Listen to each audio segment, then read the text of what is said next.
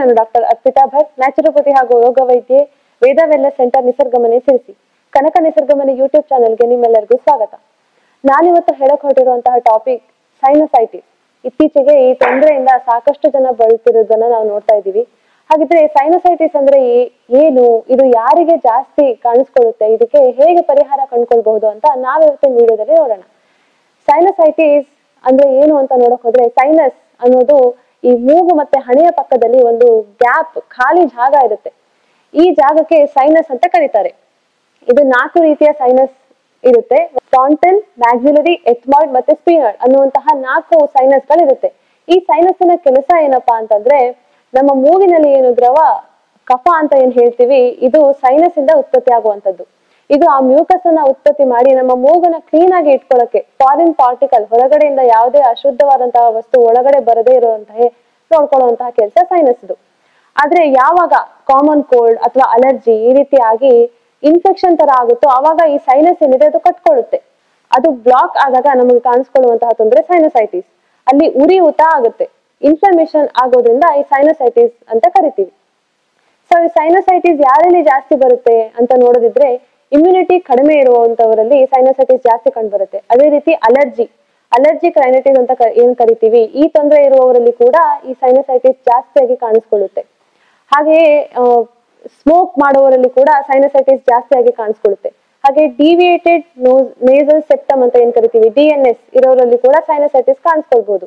ಹಾಗೆಯೇ nasal polyp, ಮೂಗಿನಲ್ಲಿ ದುರ್ಮಾಂಸ ಏನು ಬೆಳ್ಕೊಂಡಿರುತ್ತೆ, ಇದರಿಂದ ಕೂಡ ಸೈನಸೈಟಿಸ್ ಕಾಣಿಸ್ಕೊಳ್ಬಹುದು. ಈ ಸೈನಸೈಟಿಸ್ ಅಲ್ಲಿ ಏನು ಲಕ್ಷಣಗಳಿರುತ್ತೆ ಅಂತ ನೋಡಕ್ ಹೋದ್ರೆ, ಮೊದಲನೇದಾಗಿ ಮೂಗು ಬ್ಲಾಕ್ ಆಗಿರುತ್ತೆ. ಹಾಗೆಯೇ ಪೋಸ್ಟ್ ನೇಸಲ್ ಡ್ರಿಪ್ಪಿಂಗ್ ಅಂದ್ರೆ ಮೂಗಿನಲ್ಲಿ ಏನು ಮ್ಯೂಕಸ್ ಇರುತ್ತೆ ಅದು ಗಂಟಲಲ್ಲಿ ಇಳಿತಾ ಇರುತ್ತೆ. ಇದು ಸೈನಸೈಟಿಸ್ ನ ಮುಖ್ಯ ಲಕ್ಷಣ. ಹಾಗೆಯೇ ಯಾವಾಗ್ಲೂ ಇರಿಟೇಷನ್ ಆಗೋದು, ಮೂಗ್ ಬ್ಲಾಕ್ ಆಗಿರೋದ್ರಿಂದ ಉಸಿರಾಟಕ್ಕೆ ಕೂಡ ಕಷ್ಟ ಆಗ್ತಿರುವಂತದ್ದು, ತಲೆನೋವು, ಕಿವಿ ನೋವು, ಗಂಟಲು ನೋವು ಕಾಣಿಸ್ಕೊಳ್ಳುವಂತದ್ದು, ಹಲ್ಲು ನೋವು ಕೂಡ ಕಾಣಿಸ್ಕೊಳ್ಳುವಂತಹ ಚಾನ್ಸಸ್ ಇರುತ್ತೆ. ಹಾಗೆ ಇದು ಇನ್ಫೆಕ್ಷನ್ ಆದಲ್ಲಿ ಏನು ಕಫ ಏನು ಹೊರಗೆ ಬರ್ತಾ ಇರುತ್ತೆ ಅದು ಯೆಲ್ಲೋ ಕಲರ್ ಅಥವಾ ಗ್ರೀನಿಶ್ ಕಲರ್ ಗಟ್ಟಿಯಾಗಿ ಕಫ ಬರುವಂತದ್ದು, ಈ ರೀತಿಯ ತೊಂದರೆಗಳು ಸೈನಸೈಟಿಸ್ ಅಲ್ಲಿ ಕಾಣಿಸ್ಕೊಳ್ಳುತ್ತೆ. ಹಾಗೆ ಈ ಸೈನಸೈಟಿಸ್ ತೊಂದರೆ ಏನಿದೆ ಇದು ಚಳಿಗಾಲದಲ್ಲಿ ಅಥವಾ ಚಳಿ ಜಾಸ್ತಿ ಇರುವಾಗ, ಮಳೆಗಾಲದಲ್ಲಿ, ವಿಂಟರ್ ಸೀಸನ್ ಅಲ್ಲಿ ಸ್ವಲ್ಪ ಜಾಸ್ತಿಯಾಗಿ ಕಾಣಿಸ್ಕೊಳ್ಳುತ್ತೆ. ಇದನ್ನ ಹೇಗೆ ಮನೆಮದ್ದು ಮಾಡಿ ನಿವಾರಿಸ್ಕೊಳ್ಬಹುದು ಅಂತ ನೋಡೋದಾದ್ರೆ, ಮೊದಲನೇದಾಗಿ ಕೋಲ್ಡ್ ಫುಡ್ ಅನ್ನ ಅವಾಯ್ಡ್ ಮಾಡಿ. ಫ್ರಿಡ್ಜ್ ಅಲ್ಲಿ ಇಟ್ಟಿರುವಂತಹ ಯಾವುದೇ ಪದಾರ್ಥಗಳನ್ನ ಆದಷ್ಟು ತಿನ್ಬೇಡಿ. ಹಾಗೆಯೇ ತಣ್ಣಗಿರೋ ನೀರನ್ನ, ತಣ್ಣಗಿರೋ ತಿನಿಸುಗಳನ್ನ ತಿನ್ನೋದನ್ನ ಅವಾಯ್ಡ್ ಮಾಡುವಂತದ್ದು. ಹಾಗೆಯೇ ಫೇಶಿಯಲ್ ಸ್ಟೀಮ್ ತಗೊಳ್ಳುವಂತದ್ದು. ಫೇಶಿಯಲ್ ಸ್ಟೀಮ್ ತಗೊಳ್ಳುವಾಗ ಆ ನೀರಿಗೆ ಯುಕಲಿಪ್ಟಸ್ ಆಯಿಲ್ ಹಾಕಿ ತಗೊಂಡ್ರೆ ತುಂಬಾ ಒಳ್ಳೇದು. ಯಾಕಂದ್ರೆ ನೀಲಗಿರಿ ಎಣ್ಣೆ ಇನ್ಫೆಕ್ಷನ್ ಕಂಡೀಷನ್ ಅಲ್ಲಿ ತುಂಬಾ ಒಳ್ಳೆಯ ಕೆಲಸ ಮಾಡುತ್ತೆ. ಇದು ಆಂಟಿ ಬ್ಯಾಕ್ಟೀರಿಯಲ್ ಪ್ರಾಪರ್ಟಿ ಹೊಂದಿರೋದಕ್ಕೆ ಯುಕಲಿಪ್ಟಸ್ ಆಯಿಲ್ ಹಾಕ್ಬಿಟ್ಟು ನೀವು ಸ್ಟೀಮ್ ತಗೊಂಡ್ರೆ ತುಂಬಾ ಒಳ್ಳೇದು. ಇದರಿಂದ ಸೈನಸ್ ರಿಲೀಫ್ ಆಗುತ್ತೆ.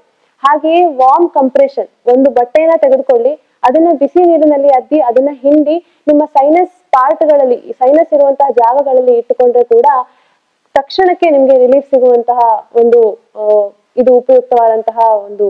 ಹಾಗೆಯೇ ವೈದ್ಯರ ಸಲಹೆಯನ್ನ ತೆಗೆದುಕೊಂಡು ಅಥವಾ ವೈದ್ಯರ ಮಾರ್ಗದರ್ಶನ ತೆಗೆದುಕೊಂಡು ಜಲನೇತಿ ಮಾಡುವಂತಹದ್ದು. ಜಲನೇತಿ ಈ ಸೈನಸೈಟಿಸ್ ಅಥವಾ ಅಲರ್ಜಿ ಈ ತೊಂದರೆಗಳಲ್ಲಿ ಅಥವಾ ನೇಸಲ್ ಬ್ಲಾಕ್ ಏನಾಗುತ್ತೆ ಆ ತೊಂದರೆಗಳಲ್ಲಿ ತುಂಬಾ ಉಪಯುಕ್ತವಾದಂತಹ ಒಂದು ಕ್ರಿಯೆ. ಇದನ್ನ ಮಾಡೋದ್ರಿಂದ ಮೂಗು ಕೂಡ ಬ್ಲಾಕ್ ಆಗಿರೋದು ಕ್ಲಿಯರ್ ಆಗುತ್ತೆ. ಹಾಗೆ ಉಸಿರಾಟಕ್ಕೂ ಕೂಡ ಸಹಜ ಸ್ಥಿತಿಗೆ ಮರಳುತ್ತೆ. ಹಾಗೆ ಈ ನೇಸಲ್ ಪಾಲಿಪ್, DNS ಈ ರೀತಿ ತೊಂದರೆಗಳಲ್ಲಿ ಕೂಡ ಇದು ತುಂಬಾ ಹೆಲ್ಪ್ ಮಾಡುವಂತಹ ಒಂದು ಕ್ರಿಯೆ. ಹಾಗೆ ಇದನ್ನ ಯಾವ್ದಾದ್ರು ಮಾರ್ಗದರ್ಶನ ತೆಗೆದುಕೊಂಡೇ ಮಾಡಿ. ಹಾಗೇನೆ ಇನ್ನೊಂದು ಉಪಯುಕ್ತವಾದಂತಹ ಔಷಧ ಅಂತಂದ್ರೆ, ಗ್ರೀನ್ ಟೀಗೆ ಜಿಂಜರ್ ಮತ್ತೆ ಹನಿಯನ್ನ ಹಾಕಿ ತೆಗೆದುಕೊಳ್ಳುವಂತದ್ದು. ಇದು ನಿಮಗೆ ಇನ್ಸ್ಟೆಂಟ್ ರಿಲೀಫ್ ಕೊಡುತ್ತೆ. ಗ್ರೀನ್ ಟೀ, ನಾರ್ಮಲ್ ಆಗಿ ಗ್ರೀನ್ ಟೀ ಎಲ್ಲರೂ ಕುಡಿತೀರಾ, ಇದಕ್ಕೆ ಒಂದು ಸ್ವಲ್ಪ ಜಿಂಜರ್ ರಸ ಸೇರಿಸಿ ಹಾಗೆಯೇ ಒಂದ್ ಸ್ವಲ್ಪ ಹನಿ ಹಾಕಿ ತೆಗೆದುಕೊಳ್ಳುವಂತದ್ದು. ಹಾಗೆಯೇ ಪೈನಾಪಲ್ ನ ಹಾಗೆ ನೀವು ಹಣ್ಣನ್ನ ತಿನ್ಬಹುದು, ಇಲ್ಲ ಪೈನಾಪಲ್ ಜ್ಯೂಸ್ ಮಾಡಿ ಕುಡಿಬಹುದು. ಇದರಿಂದ ನೇಸಲ್ ಮ್ಯೂಕೋಸ್ ಅದು ಏನು ಇರಿಟೇಷನ್ ಇರುತ್ತೆ ಅದು ಕಡಿಮೆ ಆಗುತ್ತೆ. ಇದರಿಂದ ಇನ್ಫ್ಲಮೇಷನ್, ಉರಿಯೂತ ಏನಿದೆ ಆ ಇರಿಟೇಷನ್ ಕಡಿಮೆ ಆದಾಗ ಉರಿಯೂತ ಏನಿದೆ ಅದು ಕಡಿಮೆ ಆಗುತ್ತೆ. ಹಾಗಾಗಿ ಪೈನಾಪಲ್ ನ ನೀವು ತಿನ್ಬಹುದು ಅಥವಾ ಜ್ಯೂಸ್ ಮಾಡಿ ಕೂಡ ಕುಡಿಬಹುದು. ಹಾಗೆಯೇ ವಿಟಮಿನ್ ಸಿ ಜಾಸ್ತಿ ಇರುವಂತಹ ಆಹಾರ, ಸಿಟ್ರಿಕ್ ಫ್ರೂಟ್ ಅನ್ನ ತೆಗೆದುಕೊಳ್ಳುವಂಥದ್ದು ಅಥವಾ ಸೀಬೆ ಹಣ್ಣನ್ನ ತೆಗೆದುಕೊಳ್ಳುವಂತಹದ್ದು. ಅದೇ ರೀತಿ ಅರಿಶಿನ, ಇದು ಆಂಟಿ ಇನ್ಫ್ಲಾಮೇಟರಿ ಪ್ರಾಪರ್ಟಿಯನ್ನ ಕೂಡ ಹೊಂದಿದೆ, ಅದೇ ರೀತಿ ಆಂಟಿ ಬ್ಯಾಕ್ಟೀರಿಯಲ್ ಪ್ರಾಪರ್ಟಿಯನ್ನ ಕೂಡ ಹೊಂದಿದೆ. ನೀವು ರಾತ್ರಿ ಮಲಗೋಕ್ಕಿಂತ ಮುಂಚೆ ಅರ್ಧ ಗ್ಲಾಸ್ ವಾರ್ಮ್ ವಾಟರ್ ತಗೊಂಡು ಅದಕ್ಕೆ ಒಂದು ಚಿಟಿಕೆ ಅರಿಶಿನ ಪುಡಿ ಹಾಕಿ ಪ್ರತಿನಿತ್ಯ ಕುಡಿಯೋದ್ರಿಂದ ಈ ಸೈನಸೈಟಿಸ್ ಪ್ರಾಬ್ಲಮ್ ಅನ್ನ ಕಡಿಮೆ ಮಾಡ್ಕೊಳ್ಬಹುದು. ನಾನಿವತ್ತು ಹೇಳಿರೋ ಮನೆ ಮದ್ದನ್ನ ನೀವು ಕೂಡ ಮನೇಲಿ ಟ್ರೈ ಮಾಡಿ, ಹಾಗೆ ನಿಮ್ಗೆ ಗೊತ್ತಿರೋ ಜೊತೆ ಕೂಡ ಶೇರ್ ಮಾಡ್ಕೊಳ್ಳಿ. ಧನ್ಯವಾದಗಳು.